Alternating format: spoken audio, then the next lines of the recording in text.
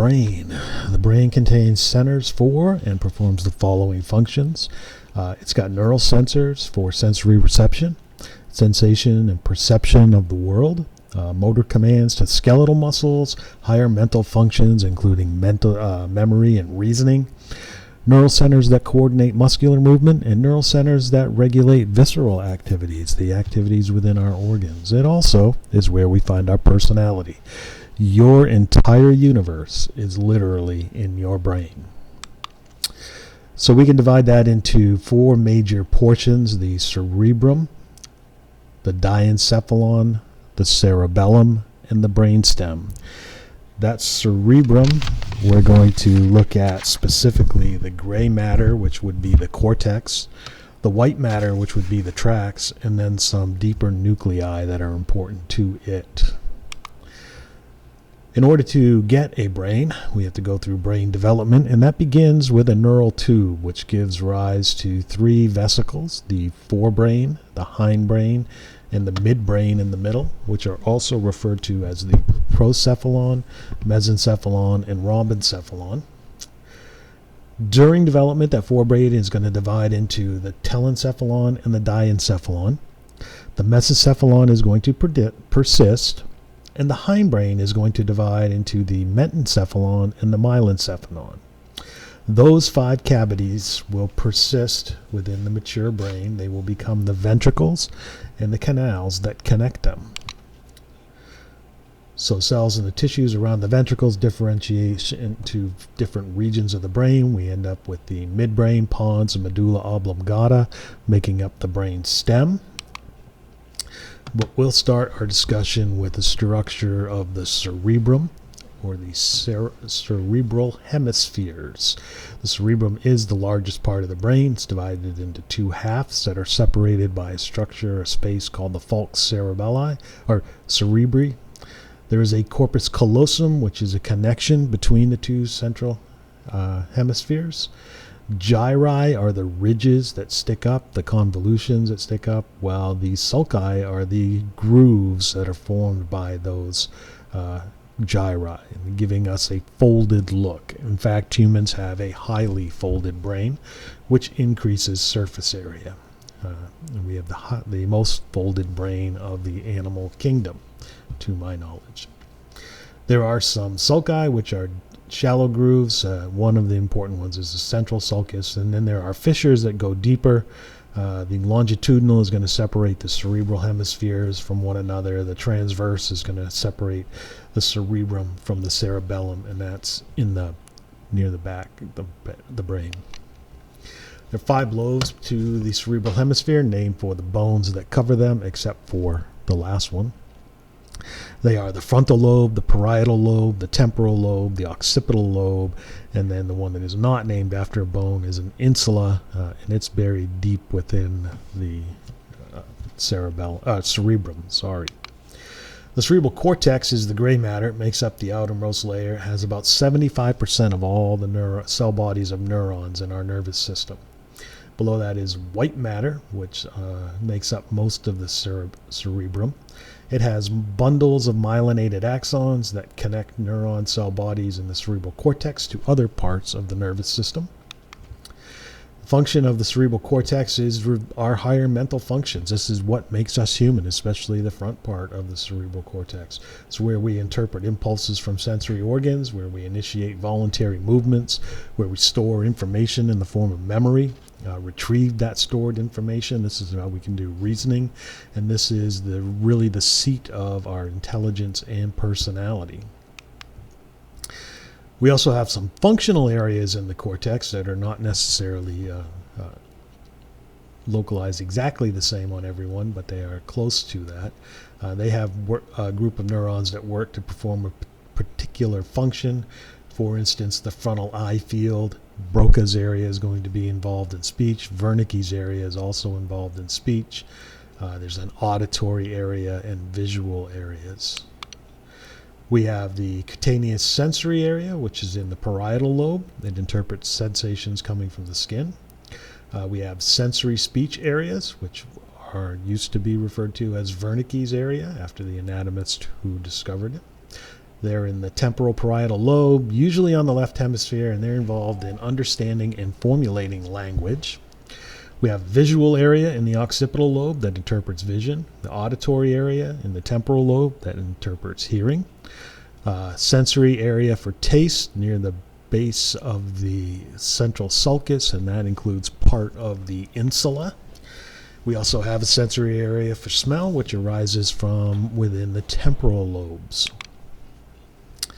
So we have sensory areas, and you can see in this diagram what is called the homunculus. One is a motor homunculus for movement, the other a sensory homunculus. They are caricatures. The size of the part of the body is relative to the number of nerves involved in those areas. We also have association areas, regions that are not primarily motor or sensory. They are making connections between our sensories and our motors. They're widespread throughout the cerebral cortex. This is where that black box that I mentioned so often happens, where we analyze and interpret information. This is where memories come from, reasoning comes from, verbalization, judgment, even emotions. Not a localized area, but a widespread connection between areas, associations. Some of the important ones we know of are the frontal lobe, which is involved in concentrating, planning, complex problem solving, emotional behavior, judging the consequences of our behavior. This frontal lobe association area is one of the last areas of the brain to develop, which is part of the reason we have age restrictions on many activities. Parietal lobe association areas would involve our understanding of speech, choosing our words to express thoughts and feelings. Broca's area would be part of this parietal lobe association. Temporal lobe association areas include how we interpret complex sensory experiences, such as understanding speech or reading. It's also where we store some visual memories, music, and complex patterns. The occipital lobe analyzes and combines visual images with sensory experience, give meaning to our images. And the insula is a sensory information. It's used for interpreting emotional responses. It overlaps with our sense of taste. So something feels bad, we often say something tastes bad, we would often say we don't like it. And part of the insula. We have some motor areas in the cortex as well. The primary motor areas in the frontal lobes controls voluntary muscles. Most of the nerve fibers cross over in the brainstem. Broca's area is anterior to the primary motor cortex, usually in the left hemisphere. It's involved in controlling the muscles we need for speech. Above that is the frontal eye field, which controls voluntary movements of the eyes and eyelids. And again, here are our motor and sensory homunculi, caricatures representing how many nerves, how many muscles there are in that particular region of the body.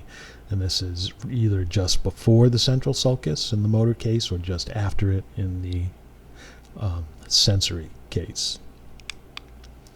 Frontal lobes, parietal lobes, temporal lobes, occipital lobes. You should look at all those in your text. I don't need to read them to you here. We often hear of someone saying they are left brain person or right brain person, and personally, I don't think that's true. There are many things that are on one side of the brain and not the other. However, an individual uses their entire brain excuse me, whether they have a dominant hemisphere or not. Language skills, writing, reading, verbal, analytical, and computational skills, many of those features are localized to the left side or the dominant side in most cases. And on the non-dominant hemisphere, we have nonverbal tasks that are related to the verbal task, motor tasks, understanding, interpreting music and visual patterns, and providing emotional and intuitive thought processes.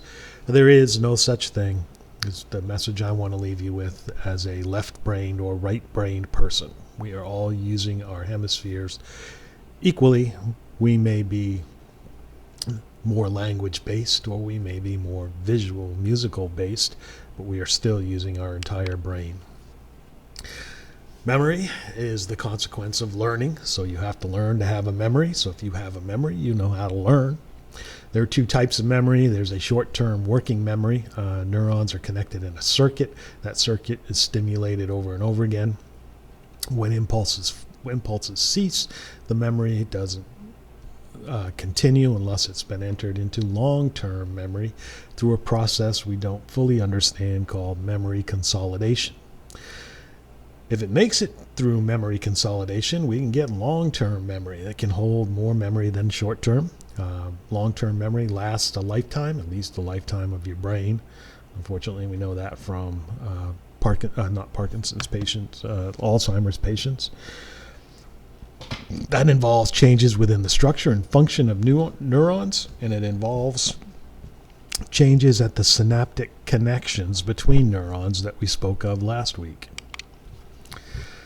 All right, there are also some nuclei that are part of the cerebrum.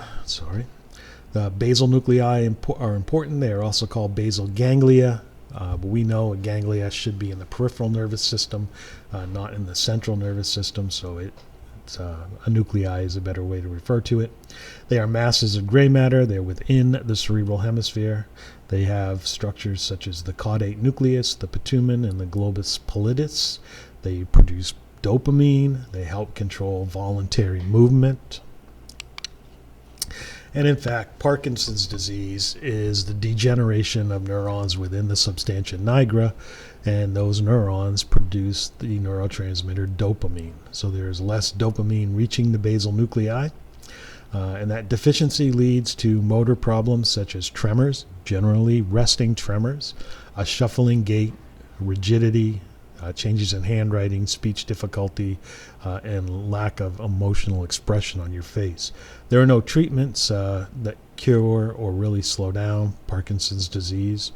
We can give levodopa, which is a precursor to dopamine that is able to cross the blood-brain barrier, and that does help. Some surgeries and some deep brain stimulations have had some success with limited trials. We don't know the causes of Parkinson's disease. However, we do know there are certain drugs that will induce Parkinson's disease. Pesticide exposure has been linked to Parkinson's disease and blows to the head also. But we know while there is a genetic component that may make you susceptible to Parkinson's disease, it is not inherited in a typical Mendelian fashion. Diencephalon is between the cerebral hemispheres above the brainstem, goes around the third ventricle. It's composed of gray matter, so cell bodies. Includes the thalamus, the hypothalamus, the optic tracts, the optic chiasma, the infundulum, posterior pituitary, mammillary bodies, and the pineal gland. Looking more closely, the thalamus is a gateway for sensory impulses ascending the cerebral cortex. It gets all of our sensory impulses except for smell, and it channels those impulses to the appropriate part of the cortex to be interpreted. Below that is the hypothalamus, which maintains homeostasis, regulating visceral activities, things like our heart rate, blood pressure, body temperature, water and electrolyte balance, hunger, and so on. It links the nervous system and the endocrine system together, and we're going to read a lot about it when we get to the endocrine system. We also have a limbic system, which is a more widespread system, several structures in various parts of the brain, which would include the diencephalon. The limbic system is going to be important for emotional responses, feelings oriented towards our survival, reacts to potentially life-threatening upsets, whether those are real or perceived, so physical or psychological.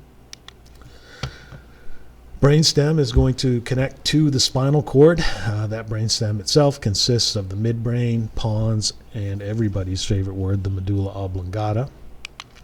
That midbrain is a short section of brainstem between the diencephalon and the pons. It has bundles of fibers that join the lower parts of the brainstem and the spinal cord with the higher parts of the brain. It also contains a cerebral aqueduct, the cerebral peduncles, which are bundles of nerve fibers, the corpora quadrigemina, which literally means the body of four twins, which are centers for visual and auditory reflexes, and there is another one called the red nucleus, which has a role in our postural reflexes. The pons is a rounded bulge on the underside of the brainstem, between the midbrain and the medulla oblongata. It has relays for impulses between the medulla oblongata and the cerebrum. It helps to relay impulses from the cerebrum to the cerebellum, and it helps to regulate the rhythm of breathing. The medulla oblongata is an enlarged continuation of the spinal cord. In fact, anything that is on the inside of the foramen magnum of the skull would be medulla oblongata. As soon as it crosses the foramen magnum, we would refer to it as spinal cord. It has some very important centers, such as the cardiac center, the vasomotor center, and the respiratory control centers. There are also some non-vital reflex control centers there, including for coughing, sneezing, swallowing, and vomiting. An injury to the medulla oblongata is often a fatal injury. It's that important in keeping those heart breathing going. And here is a highlighted picture of the brainstem. All right, like the limbic system, we have another system that is kind of widely dispersed, but it does have an important function, and we call it the reticular formation. It's also called the reticular activating system. It's a complex network scattered throughout the brain that extends into the diencephalon. It connects to centers of the hypothalamus, the basal nuclei, the cerebellum, and the cerebrum, and has ascending and descending tracts, so it's sending information in different directions. It filters incoming sensory information, and it's involved in arousing the cerebral cortex into our wakefulness. And when you decrease the activity of the reticular activating system, it leads to sleep. And sleep is a normal, recurring, reversible state of unconsciousness that's characterized in part by the limited sensory input and inhibiting of skeletal muscle activity.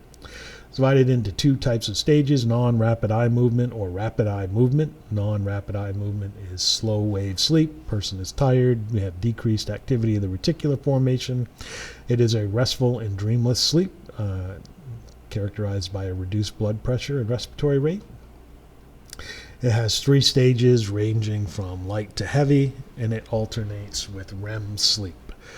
REM sleep is also called paradoxical sleep because some of the areas of the brain are active. The heart and respiratory rates can be irregular, and this is the state where dreaming occurs.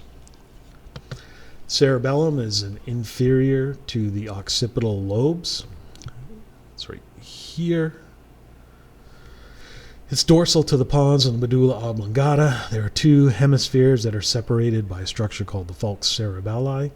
There's a vermis that connects the hemispheres, the cerebral cortex, which is made up of gray matter, the arbor vitae, which literally translates to tree of life, which is white matter, myelinated matter, cerebral punticles, the dentate nucleus, which is the largest of the nucleus.